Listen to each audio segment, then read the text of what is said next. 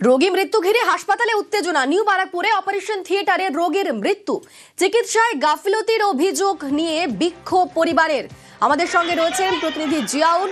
জিয়াউল, ঠিক কি অভিযোগ করছে রোগীর পরিবার এবং এখন কি পরিস্থিতি? দেখো, নিউ ব্যারাকপুর একটি হাসপাতালে সুরাজ মন্ডল গলব্লাডার স্টোন নিয়ে ভর্তি হয়েছিল এবং ভর্তি হওয়ার পরেই তার অপারেশন থিয়েটারে নিয়ে যাওয়ার কথা হয়েছিল, কিন্তু তখন সুস্থ ছিল এবং পরবর্তীকালে একেবারে অপারেশন থিয়েটারে নিয়ে যাওয়ার পরেই নাকি তার মৃত্যু হয়। এই খবর পাওয়ার পরেই তার পরিবার এবং এলাকার মানুষজন বিক্ষোভ দেখায়। তার কারণ, সুস্থ মানুষ অপারেশন থিয়েটারে নিয়ে যাওয়ার আগে তিনি কথা বলেছেন পরিবারের সঙ্গে, তিনি সুস্থ আছেন, কোনো ভয় নেই।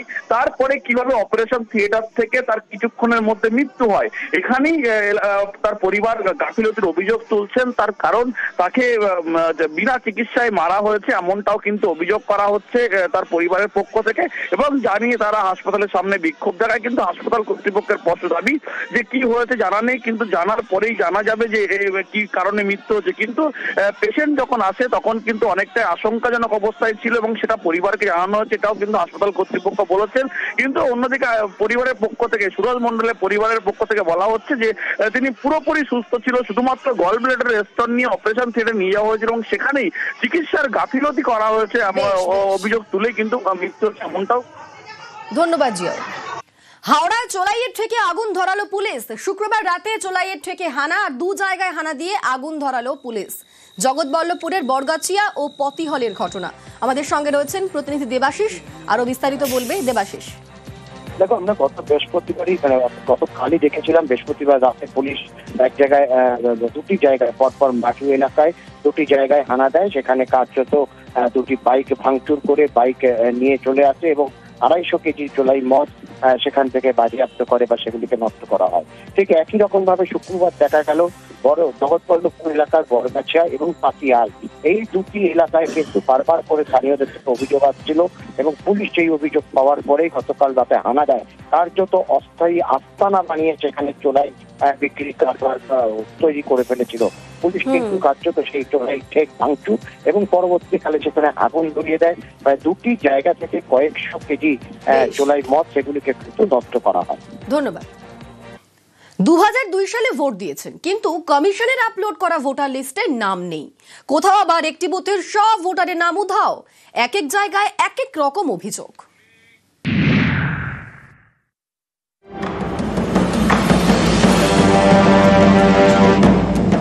ভোটার তালিকার বিশেষ নিবিড় সংশোধন 28 অক্টোবর চালু হয়েছে পশ্চিমবঙ্গে। তার আগে এসআইআর হয়েছিল 2002 সালে।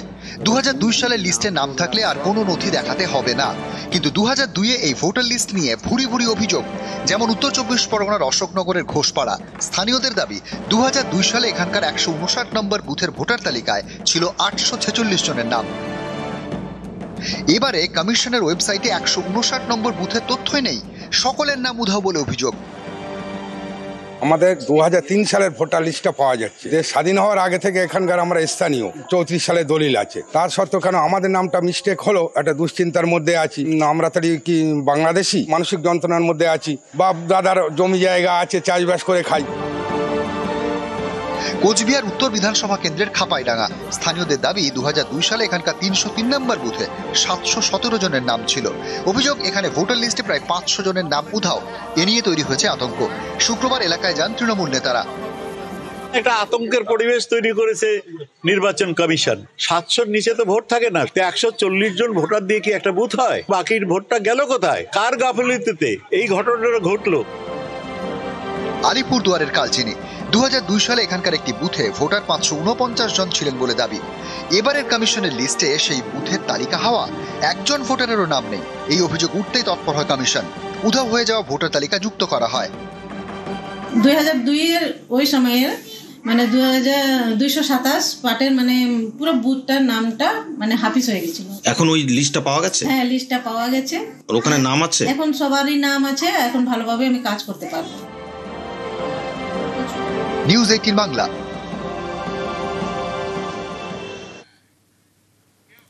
আজ থেকেই বিএলওদের ট্রেনিং। জেলায় জেলায় এসআইআর নিয়ে ট্রেনিং। মুখ্য নির্বাচনী আধিকারিকের নির্দেশে ট্রেনিং।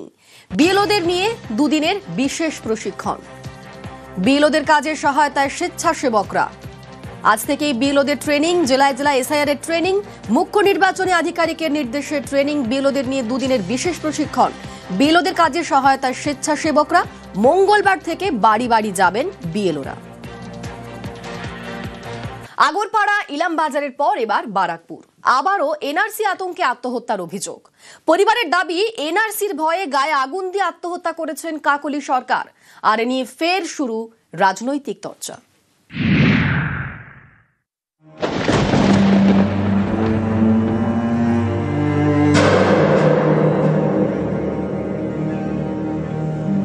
উত্তর 24 পরগনার ব্যারাকপুর, এখানকার বাসিন্দা কাকলি সরকার। পরিবারের দাবি, এনআরসি আতঙ্কে বৃহস্পতিবার রাতে গায়ে আগুন দিয়ে আত্মহত্যা করেন কাকলি। ও ভয়ই পাইতো, মনে করছে কি খেদাই দিব এই দেশ থেকে। কাগজপত্র ছিল না? না না, আইসে তো অনেক আগে। যদি এখান থেকে খেদাই দিতে আমরা কই যাবো। এই জন্যই বউটা খুব কাতর ছিল, অনেক ভীতু ছিল। ব্যারাকপুরের কেজি স্কুল রোডের বাসিন্দা কাকলি সরকার, স্বামী সবুজ, তাদের 2 সন্তান। কাকলির জন্ম বাংলাদেশে। বছর 15 আগে বিয়ে করে ব্যারাকপুরে চলে আসেন। পরিবারের দাবি, এদেশে তার কোনো সরকারি নথি নেই। ভোটার কার্ড, আধার কার্ড নেই, পাসপোর্ট নেই।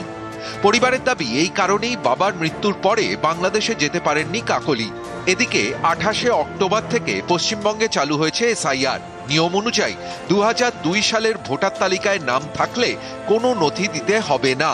সেই সময় ভোট দেওয়ার বয়স না হলে মা অথবা বাবা কারো নাম লিস্টে থাকলেই হবে। কিন্তু পরিবারের দাবি, কাকলির কোনো সরকারি নথিই নেই, তাহলে ভোটার তালিকায় নাম উঠবে কিভাবে? এরপর এনআরসি চালু হলে কি হবে? ফের বাংলাদেশে পাঠিয়ে দেওয়া হবে না তো?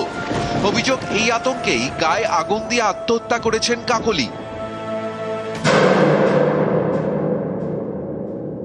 ও ভয়ই পাইতো, মনে করছে কি খেদাই দিব এই দেশ থেকে।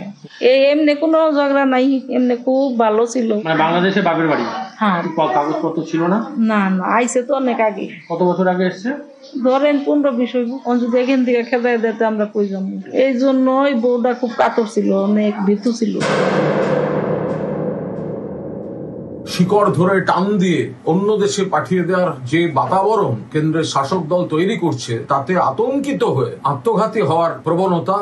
একজনও বৈধ ভোটার যাতে বাদ যেতে না পারে, সেই লক্ষ্যে তৃণমূল কংগ্রেস সর্বতভাবে সঙ্গে থাকবে। বিজেপি এই আতঙ্কটা তৈরি করেছে, কিন্তু আপনারা তাতে নিজেদের ক্ষতি করবেন না। পুলিশের ভূমিকাও মনে হচ্ছে আগামী দিনে তদন্তে আসার প্রয়োজন আছে, এবং পুলিশ মনে হচ্ছে একটা পলিটিক্যাল ন্যারেটিভ তৈরি করার চেষ্টা করছে। কারো যদি এসআইআর নিয়ে কোনো সমস্যা থাকে, তিনি সুপ্রিম কোর্টে যেতে পারেন। ভারতবর্ষে 12টি জায়গায় এসআইআর হচ্ছে, রাজ্য এবং কেন্দ্রশাসিত অঞ্চল মেনে।